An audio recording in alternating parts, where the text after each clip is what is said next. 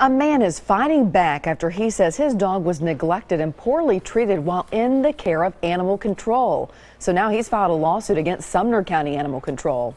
New at 10, News Channel 5's Emily Luxon joins us. And Emily, the owner says it took weeks for his dog to recover from this. Well, that's right. He says the dog experienced dramatic weight loss and even a blood infection. And now he says something needs to be done to make sure that other dogs aren't treated the same way.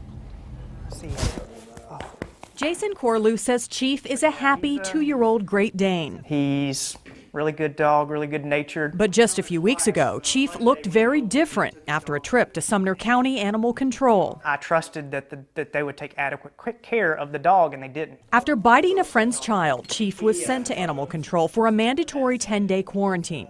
When Jason picked him up, he was shocked by his appearance. He comes out covered in feces, urine burns all over him. His paws the skin's peeling off of him where he's been standing in feces for so long. The sergeant turned around and looked at me and he said, you know, it's a stressful environment. And he just turned around and walked off. Jason and his attorney Roland Mumford filed a lawsuit claiming Sumner County Animal Control did not properly care for Chief. Not one time did Animal Control Division call my client to talk about the condition. They did not afford him an opportunity to go into the back of the facility to see his dog. The lawsuit is asking for $1,000 to cover vet bills and that the county upgrade the facility to improve the floors so that urine and feces can properly drain away from the animals. Here, obviously, Chief had been sitting on a flat concrete floor, didn't have a bed apparently, and he was sitting in his urine and feces for 10 days. Jason is just relieved Chief is on the mend. He's still got a little bit of his backbone that's showing that wasn't before, and a little bit of his ribs are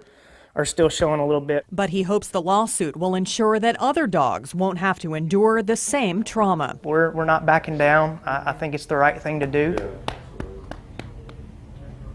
The Sumner County Sheriff's Department oversees animal control. I did reach out to Sheriff Sonny Weatherford as well as the sergeant named in the lawsuit. Both said they cannot comment on the pending lawsuit. Reporting live in the newsroom, Emily Luxon, News Channel 5.